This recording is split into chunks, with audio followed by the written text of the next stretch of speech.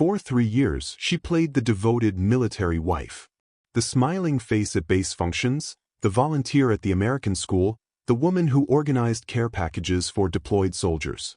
She posted photos on Facebook of their happy life in Kaiserslautern, Germany, weekend trips to Christmas markets, anniversary dinners at romantic Rhineland castles, captions about how blessed she felt. The military community adored her. Megan Harris, 34, seemed like the ideal spouse. Supportive, friendly, always ready to help a fellow expat navigate life in a foreign country. Her husband, Captain Jack Harris, 38, was a respected logistics officer at Ramstein Air Base. They'd been married for 9 years, living in Germany for the past 3. But what the community didn't know was that Megan had been living 2 lives. While Jack worked long shifts at the base, she'd been meeting someone else. Someone younger. Someone who made her feel alive in ways her structured military marriage no longer did. And when Jack discovered her secret, everything she'd built came crashing down. On March 22, 2021, Jack Harris failed to report for duty at Ramstein Air Base. His commander tried calling him repeatedly. No answer. Security forces were dispatched to the Harris apartment in Landstuhl, a small town just outside the base where many American military families lived. What they found, or rather, what they didn't find, would launch an investigation that crossed international borders, exposed a web of lies, and revealed that the perfect military wife had been hiding something far darker than an affair. Jack Harris had vanished. His car was in the parking lot. His uniform hung in the closet. His phone was on the Kit Lewis counter, battery dead. And Megan's story about where he'd gone didn't add up from the very first word. When Air Force security forces entered the Harris apartment on the afternoon of March 22, Megan was home. She appeared calm, almost too calm, as she explained that Jack had flown back to the States on March 20th to visit his sick mother in Ohio. His mom had a health scare, she told Master Sergeant Robert Lewis, the lead investigator. He got emergency leave approved and caught a flight out of Frankfurt. He should be back in a week. But nothing about her story matched the evidence. Lewis immediately contacted Jack's unit. No emergency leave had been requested or approved. Jack's passport was in a drawer in the bedroom. He couldn't have left the country without it. His military ID was there too. Even more suspicious, airline records showed no Jack Harris on any flight from Frankfurt to the United States in the past week. Megan claimed he'd flown Lufthansa on March 20th, but the airline had no record of him. Master Sergeant Lewis noticed other troubling details. The apartment was spotless, too clean, almost sterile. The smell of bleach hung in the air. Fresh paint covered one wall in the living room, still slightly tacky to the touch. "When did you paint?" Lewis asked. "Yesterday," Megan replied. "I was keeping busy while Jack's away. Wanted to surprise him when he gets back." Jack's commander, Lieutenant Colonel James Morrison, told investigators that Jack hadn't mentioned any family emergency. His phone records showed his last outgoing call was to Megan at 11:47 p.m. on March 19th. After that, nothing. German Polizei were notified, as required when an American service member goes missing off base. Both American and German authorities would need to coordinate. Within 48 hours, what started as a welfare check had become a full-scale missing person investigation. What investigators didn't know yet was that Megan Harris had been living a secret life for over a year. While Jack worked long hours at Ramstein, often staying late for briefings and logistics meetings, Megan had been seeing Lucas Weber, a 29-year-old German personal trainer she'd met at the base gym. Lucas was everything Jack wasn't: spontaneous, attentive, fluent in the romantic gestures that had disappeared from her marriage years ago. He took her to hidden wine bars in the Palatinate countryside, sent her flowers with handwritten notes in broken English, made her feel desired in ways she'd forgotten. Their affair had started innocently enough. Fitness sessions that turned into coffee dates that turned into long conversations about feeling trapped in life. Lucas was engaged to a German woman but complained constantly about feeling pressured into marriage. Megan was stuck in a military marriage that felt more like a duty assignment than a partnership. By fall 2020, they were meeting 3 times a week at a small guest house in Pirmasens, a town far enough from base that no one would recognize them. Megan paid for the room in cash. She told Jack she joined a book club with other military spouses. But in February 2021, Jack found something. A receipt from the guest house, tucked into Megan's coat pocket. He didn't confront her immediately. Instead, he did what any good military officer would do. He gathered intelligence. He checked their joint bank account and saw the cash withdrawals. He tracked her phone's location data and discovered the pattern of trips to Pirmasens. On March 19, 2021, Jack finally confronted Megan. According to Lucas's later testimony, Megan called him that night in tears. "He knows everything," she'd said, "and he's threatening to ruin me." According to phone records later recovered, Jack had called his brother in Ohio at 10:15 p.m. on March 19. The call lasted 23 minutes. Jack's brother, Michael Harris, told investigators that Jack sounded devastated but resolute. He said he'd found proof Megan was cheating, Michael testified. He'd hired a private investigator who'd been following her for 2 weeks. He had photos, hotel receipts, everything. He told me he was filing for divorce as soon as they returned to the States. He was done. But Jack had made a critical mistake. He'd told Megan about his evidence during their argument. He'd shown her the private investigator's report, the photos of her and Lucas entering the pension, the timeline of her lies. He wanted her to know that he had everything documented. What Jack didn't realize was how much Megan had to lose. Military spouses caught in affairs face social ostracism in the tight-knit base community. Megan had built her entire identity around being the perfect Air Force wife. Her volunteer work, her friendships, her status, all of it would evaporate. More importantly, Jack's pension and benefits were substantial. A divorce would mean splitting assets, losing base privileges, possibly having to return to the States with nothing. She'd invested 9 years in this marriage. She wasn't about to walk away empty-handed. Jack's final phone call was to Megan at 11:47 p.m. on March 19. Cell tower data placed both their phones at their apartment. The call lasted 6 minutes. At 12:03 a.m. on March 20th, Megan's phone sent a text to Lucas. "It's handled. Don't call me for a few days." That was the last time anyone could definitively place Jack Harris alive. On March 24, 2021, Master Sergeant Lewis executed a search warrant on the Harris apartment. What he found raised immediate red flags. The freshly painted wall in the living room covered an area that showed signs of impact damage underneath, as if something heavy had hit the drywall with force. Luminol testing revealed blood traces in 3 locations: the living room floor near the damaged wall, the bathroom tile, and inside the trunk of Megan's Volkswagen Passat. The blood had been cleaned, but luminol made it glow blue under UV light. DNA testing would later confirm it was Jack's. In the apartment's storage unit in the basement, investigators found a rolled-up area rug that had been recently disposed of. It was saturated with bleach, but forensic testing still detected blood soaked deep into the fibers. Again, Jack's DNA. Most damning was what they found in Megan's search history on her laptop. On March 20th at 2:47 a.m., just hours after Jack's last phone call, someone had Googled, "How long does it take for a body to decompose?" and U.S. Military Body Disposal Regulations Germany. At 3:15 a.m., there were searches for forests near Ramstein Air Base and Pfalzerwald hiking trails. The Pfalzerwald, or Palatinate Forest, is one of Germany's largest continuous forest areas, covering over 1,800 square kilometers of dense woodland. It was less than 30 minutes from their apartment. Lewis immediately coordinated with German authorities. On March 26th, search teams including German Polizei, Air Force Security Forces, and K-9 units began combing sections of the Pfalzerwald. They focused on trails accessible by car, areas where someone could dispose of a body without hiking deep into the wilderness. But the forest was vast, and they were already 6 days behind.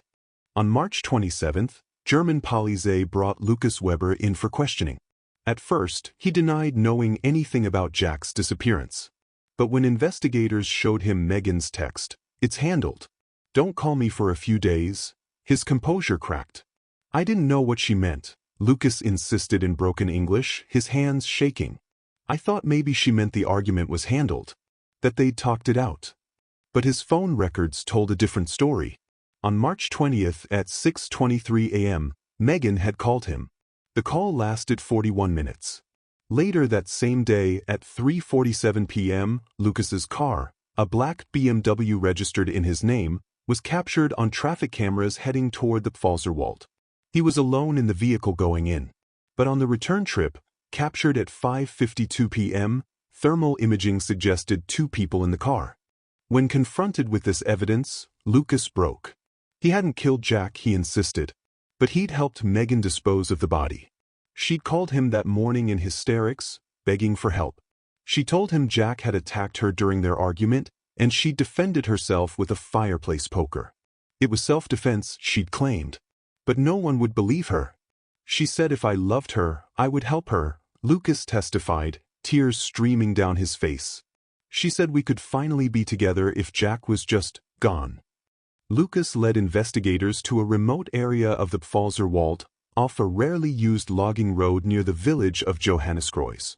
They'd wrapped Jack's body in a tarp and buried it in a shallow grave, covering it with rocks and fallen branches. On March 29, 2021, search teams found Jack Harris. Before we reveal what the autopsy discovered, if this case has you gripped, make sure to hit that subscribe button and turn on notifications. We bring you the most shocking true crime cases every week. Now, let's get back to what investigators found. Jack Harris's body was transported to the Institute of Legal Medicine at the University Medical Center in Mainz.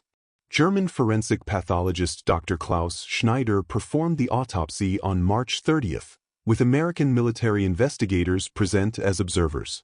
The findings contradicted everything Megan had told Lucas about self-defense. Jack had been struck in the back of the head, not the front, with a heavy object, consistent with the fireplace poker found cleaned and returned to its stand in the Harris apartment. The blow had fractured his skull and caused immediate loss of consciousness. But that wasn't what killed him. Jack had been alive when he hit the floor. The cause of death was asphyxiation. Someone had placed a plastic bag over his head and secured it with duct tape around his neck. He'd suffocated slowly, unable to fight back because of the head injury. There were defensive wounds on his hands, cuts and bruises suggesting he'd tried to pull the bag off before losing consciousness completely. The violence was methodical, deliberate. This wasn't a panicked reaction or self-defense. This was murder. Dr. Schneider estimated Jack had been dead for approximately 24 hours before burial, meaning Megan had kept his body in the apartment for a full day before calling Lucas for help. Time enough to clean, to paint, to construct her story. On March 31, 2021, Megan Harris was arrested by German Polizei and charged with murder under German criminal law. Because the crime occurred off a U.S. military installation, German authorities had primary jurisdiction. The case would be tried in a German court. Megan's first words after arrest were, "I want to speak to the American consulate. I'm a U.S. citizen. You can't do this to me." But Germany's justice system didn't care about her nationality. As the investigation deepened, the carefully constructed facade of Megan Harris's life crumbled piece by piece. Financial records revealed she'd been siphoning money from their joint account for months, transferring small amounts to a separate account Jack didn't know existed. By March 2021, she'd hidden nearly $23,000. Text messages between Megan and Lucas, recovered from both their phones, painted a damning picture. In January 2021, 2 months before Jack's death, Megan had written, "I wish he would just disappear. Then we could be together and I'd get his pension and benefits." Lucas had responded, "Don't say things like that. You're scaring me." But Megan hadn't stopped. On February 14th, Valentine's Day, she'd sent, "Research divorce laws. I'd get nothing. 9 years for nothing. There has to be another way." Investigators also discovered Megan had been researching life insurance policies. Jack had a $400,000 policy through the Air Force, with Megan listed as the sole beneficiary. She'd called the insurance company on March 5th asking about payout timelines in the event of accidental death versus natural causes. The insurance representative's notes from that call were chilling. Caller asked specifically if suicide would void the policy. Also asked about deaths that occur overseas and how long claims processing takes. Security footage from a Baumarkt, a German hardware store, showed Megan purchasing duct tape, plastic sheeting, and bleach on March 19 at 4:47 p.m., hours before Jack confronted her about the affair. The receipt was found crumpled in her car's glove compartment. The evidence suggested premeditation. Megan hadn't killed Jack in a moment of panic during their argument. She'd been preparing for days, maybe weeks. The only question left was whether a German court would see it the same way. Megan Harris's trial began on November 8, 2021, at the Regional Court in Kaiserslautern. Under German law, there is no jury. Instead, a panel of judges, 2 professional judges and 3 lay judges, would decide her fate. The proceedings were conducted in German with English translation provided for Megan. Lead prosecutor Staatsanwalt Heinrich Müller presented the case methodically. The Google searches. The hardware store receipts. The text messages with Lucas. The cleaned blood evidence. The autopsy findings showing Jack had been struck from behind and suffocated. Every piece of evidence pointed to premeditated murder. Mord in German criminal law, carrying a mandatory life sentence. Megan's defense attorney, Klaus Hoffmann, argued that she'd acted in self-defense during a heated argument that turned violent. He painted Jack as controlling and emotionally abusive, claiming Megan had been trapped in a suffocating marriage. The affair with Lucas was her attempt to find happiness, not a motive for murder. But Hoffmann's strategy collapsed when Lucas Weber took the stand. Under German law, Lucas had already been sentenced to 7 years as an accessory to murder. Now, testifying as part of his plea agreement, he destroyed Megan's defense. She called me that morning and said, "It's done. He's gone," Lucas testified, his voice barely above a whisper. She wasn't scared. She wasn't crying.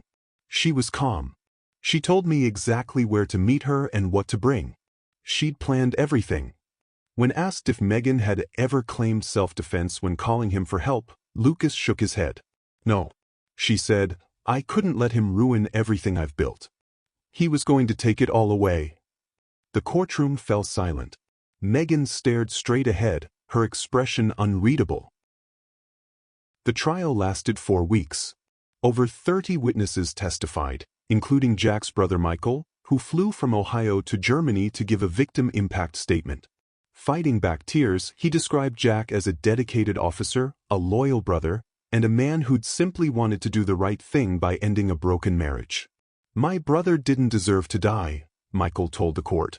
He discovered his wife was cheating, and instead of violence or revenge, he gathered evidence and planned to file for divorce legally. He followed the rules. And she killed him for it. On December 6, 2021, the panel of judges delivered their verdict. The presiding judge, Richterin Dr. Anna Weber, read the decision in German, with translation following. Guilty of Mord, premeditated murder. Under German law, Mord carries a mandatory sentence of life imprisonment, which typically means a minimum of 15 years before parole eligibility. But the court went further. They declared Megan's crime as demonstrating particular severity of guilt, a designation that extends the minimum imprisonment and makes early release extremely unlikely. Megan showed no emotion as the sentence was read. Her attorney immediately filed notice of appeal, but German appeals rarely overturn murder convictions when evidence is this strong. As she was led from the courtroom, Megan turned one last time to look at the gallery where members of the American military community sat watching. These were people who'd once admired her, trusted her, called her friend. Not one of them met her eyes. The woman who'd played the perfect military wife for 3 years would spend the rest of her life in a German prison, far from the life she'd killed to protect. Jack Harris was 38 years old when he died. David Harris deserved better than the death his wife gave him. But his memory lives on through those who knew him as a dedicated officer, a loving brother, and a man who sought to do the right thing even when it cost him everything. If this case left you stunned, please hit that like button, drop your thoughts in the comments below, and subscribe for more chilling crime stories. We upload new stories every day that will keep you on the edge of your seat. Thank you for watching, and we'll see you in the next one.